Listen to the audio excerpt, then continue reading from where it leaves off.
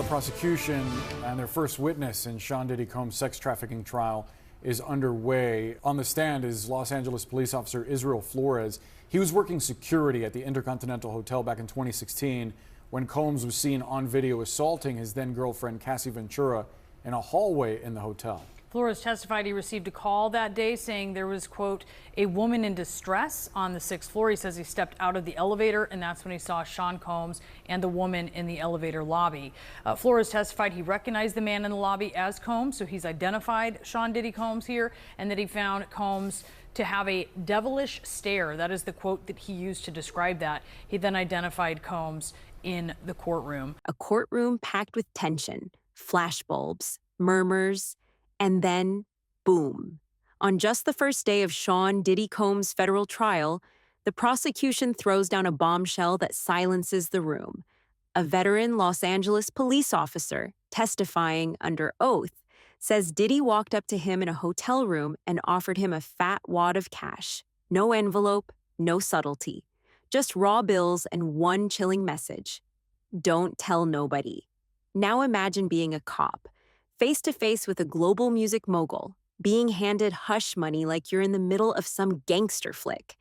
Except this isn't a movie. It's a federal courtroom, and Diddy is on trial for sex trafficking, coercion, and racketeering. And that wasn't even the most disturbing part. Legal analyst Areva Martin didn't mince words.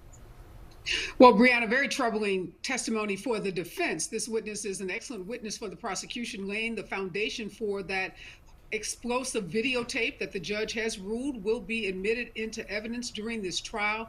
So what's really behind that hallway surveillance footage they're fighting over? And why is the defense already in panic mode? Stick around, because later in this video, we'll unpack the courtroom drama that unfolded after this so-called bribe, including a shocking physical altercation involving Diddy and another security guard that had to be restrained. Oh yeah, things get messy. If you like your celebrity scandals with courtroom transcripts and less TikTok fluff, make sure you're subscribed to Chatter Fuse, where the tea is always piping hot and legally documented. Let's get into it. But to understand why this moment matters, you have to know who Officer Israel Flores is and why his word is already rattling the courtroom. Back in 2016, Flores was second in command for security at the Intercontinental Hotel in Los Angeles. Not a beat cop, not a rent-a-guard. A trained, experienced officer moonlighting in high-end private security, exactly the kind of guy you'd want keeping watch when celebrities roll through at 3 a.m. On the night in question, Flores got a radio call about a woman in distress on the 6th floor. When he stepped out of the elevator, he didn't find some confused guest locked out of her room. He walked straight into a storm. There, in the elevator lobby, stood Sean Combs. Yes, that Sean Combs, alongside a visibly shaken woman later confirmed to be Cassie Ventura, his longtime girlfriend at the time. Flores didn't just identify Diddy on the spot. He described the look in his eyes as cold, calculating, a stare that made him pause, a stare he still remembered clearly when he pointed straight at Combs in court years later. And this is no ordinary case of celebrity drama. Diddy isn't just facing bad press or a civil lawsuit.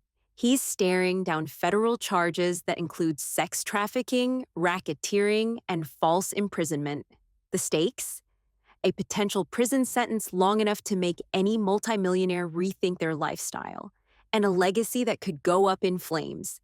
And with Flores as the prosecution's first witness, the message is crystal clear. This isn't just about a video. It's about establishing a pattern.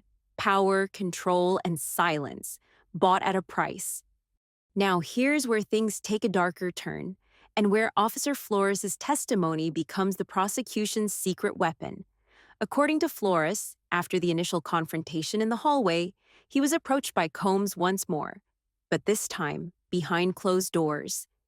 Inside a hotel room, away from witnesses, Flores says Combs pulled out a thick wad of cash. No explanation, no small talk, just money. And a quiet, heavy statement. Don't tell nobody. Flores didn't take the money. What he did take was the message, and he took it seriously. In court, he made it crystal clear. He saw this not as some generous tip, but as a blatant attempt to shut him up. Let that sink in.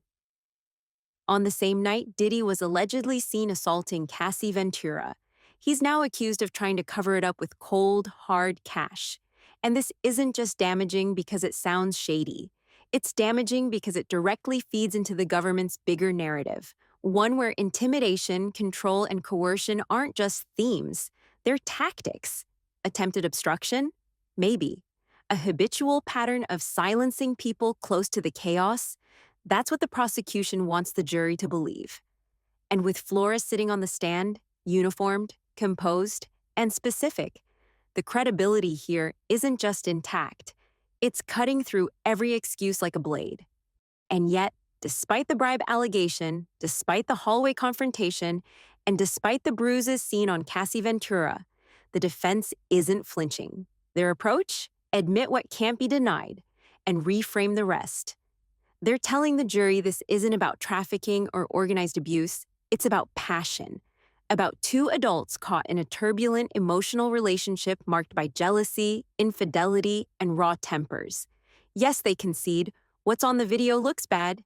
Yes, Combs used violence. But their spin, it was private, personal, and fundamentally consensual. They even described Diddy as a complicated man, which, in legal speak, roughly translates to, he may be awful, but he's not a criminal. But here's where things get murky for the defense, because the prosecution isn't just talking about a dysfunctional romance. They're talking about control. Systemic, calculated, coercive control. As Court TV's Julie Grant put it, domestic violence isn't about anger issues. It's about dominance. It's about stripping someone's agency away through fear, manipulation, and power. And in this case, the prosecution argues that power wasn't just emotional, it was industrial. Because when you mix fame, money, a global brand, and a tightly guarded inner circle, the line between personal dysfunction and organized abuse starts to blur. And that's exactly what federal prosecutors are betting this jury will see. That argument, that this was just a messy breakup, starts to unravel when you hear what happened next. Flores testified that as he escorted Cassie and Combs back toward their room, he overheard Combs say something chilling. "You're not going to leave." Cassie, according to Flores, didn't argue. She didn't call for help. She didn't want the police involved.